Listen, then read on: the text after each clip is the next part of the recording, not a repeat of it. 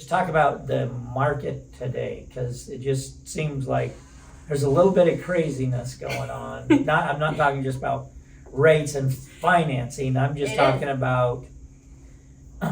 We haven't seen it like Talking really about come to the contracts surface. and all Yeah, I agree with you. We haven't really seen it come to the surface because what we're seeing is banks are being very accommodating, aren't they? Yep. They're offering a lot of modifications and they're extending notes. So the number of notes that are actually have come due, the banks are being very workable. We're starting to see that fall by the wayside. We're starting to see banks refuse modifications, extensions, or they, a couple of times, let me give you an example. You guys know I sit on the board of the housing fund. I say, like you guys know, I sit on the board of the housing fund. Yeah. I'm so crazy sometimes. I didn't know that. Actually. So the housing fund is a nonprofit organization, and I'll explain to you what they do more here in just a moment because it's relevant to multifamily. But we lend in a lot of different kinds of projects, a lot of different areas. It's all affordable housing. And what we're seeing, because the housing fund takes seconds, so they offer gap financing. And so because they're in second position, oftentimes the first position lender, usually it's someone like Pinnacle, Truist, these are the partners, First Horizon, that's who we work with mostly. They're kind of setting the terms, right? Because being in second position, we're only gonna offer a modification if the first lender offers a modification that goes past our due date, right? Our expiration date. So we're always in discussions with them and they're really controlling everything. And we're starting to see them require that the second, meaning our loan, be paid down or be paid off. What does that mean? That means they're coughing up cash, $100K out of nowhere to pay off the second mortgage. And because the first mortgage lender does not trust that there's enough equity in the project, or they don't trust the LTV. So they want to improve that by just requiring a pay down of the second. So if you're that, this is not in a modification, by the way. This is a note that's not due for another year or 2 years, and just out of nowhere, boom, you need to pay it down. And they have to because it's in their loan agreement for the first mortgage lender. So we're kind of seeing that happen. It's in that small print that you never really see the first time around. The stuff that, yeah. Exactly. And so then, every commercial lender is going to have that in their loan agreement. They're going to be able to control the terms and conditions. Another thing that we're seeing is they're not allowing further draws on lines of credit. They're stopping that out of nowhere.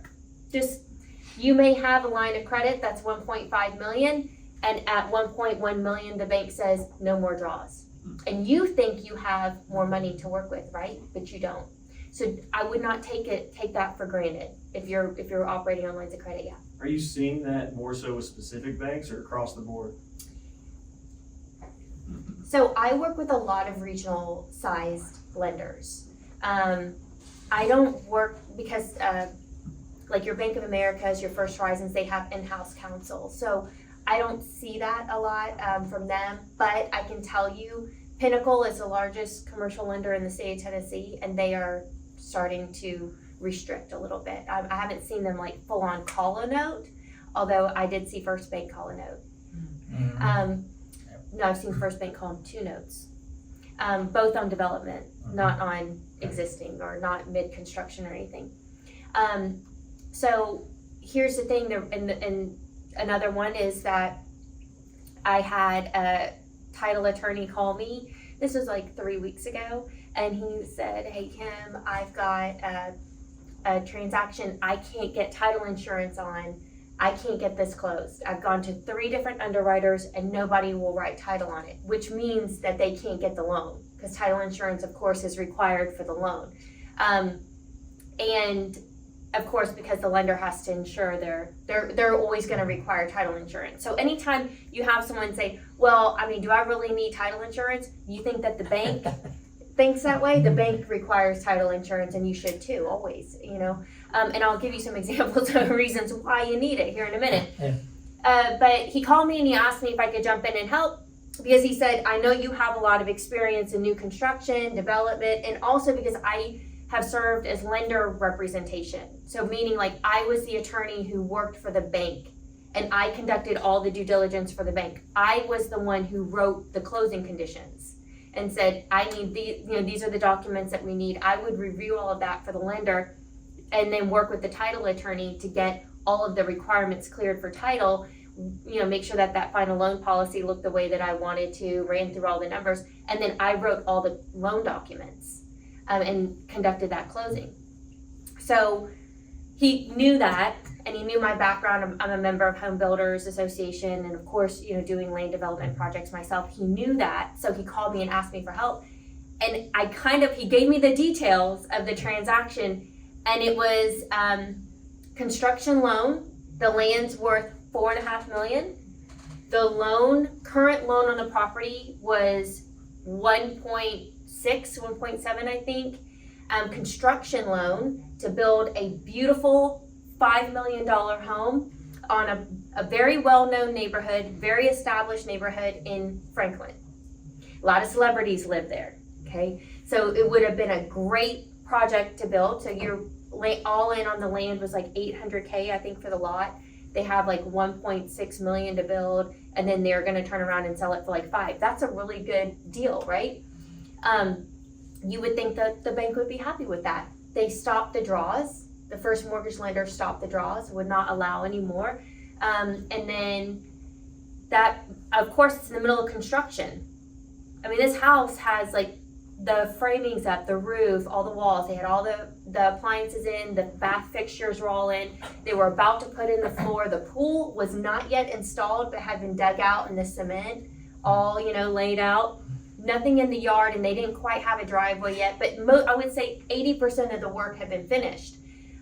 Why wouldn't the first mortgage lender just go ahead and extend it out, right? For the borrower had plenty of capital, no reason not to, great borrower, because that's the lending environment we're in. They just don't want those loans. They want them off their books, just period. It doesn't matter if it's a good deal or not, right? Or if the LTV is great. They don't care. They want it gone. And he ended up having to go to a hard money lender. The hard money lender, which is not bad. I mean, I do a ton of work with hard money lenders, okay? Especially right now with rates being what they are. The difference is not that big, so why not? So he went to a hard money lender, and we ended up getting it closed in a couple of weeks. But I jumped through some hoops to get it done. It was because it's mid-construction. So when you're almost no title insurance company will offer title insurance mid-construction because of mechanics liens. So a mechanic can file a lien. There's a relate back period of 18 months. So when you're in first position as a bank, you have priority over any of the mechanics liens, right? Because they all came after your mortgage. But when you refinance that first mortgage off, and now there's a new lender coming in, now the mechanics are all in first position, and the lender, the refinance lender, is in second. So what you have to do is get all the mechanics to subordinate. And what the title insurance companies are not comfortable with is they're not comfortable with knowing that every single one has been located, everyone who's been paid has has signed a lien waiver, and that anyone who hasn't been paid, or they completed work they haven't invoiced yet, or they've been, every one of those mechanics have been subordinated. And then the sheer act of subordinating. I had 40 lien waivers out, so like a dozen subordinations. And I'm drafting this, and I had about a week and a half to get this transaction closed. And it's not something, I don't love to do that. The only reason why I was in that, I don't love that. Because that turnaround time is tough. That's really hard on me. That's hours and hours of sitting around and drafting and calling. And I'm chasing these people down, and I'm having to have conversations with each one of them to explain why we have to do this. But I did it because they were about, from the time that we closed on it, about 3 or 4 days from one of the vendors was gonna file a mechanics lien. And it was like over $100,000 that they owed, that they had outstanding on that invoice. And then also because, as a member of Home Builders, they're my buddies and home builders, like the landscape guy and the electrician and everybody. I mean, their sales reps are in the room with me all the time, right? So I don't want to let them down. They have these outstanding bills, and then I don't want the builder and the homeowner to, I say homeowner, but the landowner to lose their entire, I mean, the land, he had like over $1 million cash invested in this, right? And they had originally like 6 weeks, I think. It was either 6 weeks or 8 weeks to do this, but that initial attorney just didn't know what to do. So He you just didn't know hadn't what to had do. the experience of going through that before? No, he was asking Yeah. for an NOC. And I was like, can't get an NOC, buddy, it's not finished. What do you, Yeah. That's not what we're doing here. Yeah. Right? So it does matter, the attorney that you're using in the background, because a general title attorney just isn't going to have that kind of knowledge. They don't have the forms. They don't know how to sit down and write the subordinations. They've not ever done it before, right? So using a title attorney really familiar with commercial is Yeah. so important. I would say that's so key. But yeah, that's kind of what I'm seeing in the market right now, is that lending has really tightened up on the commercial side. I think in 2024 we're going to see a lot more. Well, we'll see what happens to interest rates on the residential side, but I think we're going to see a lot more on the defaults. Yeah.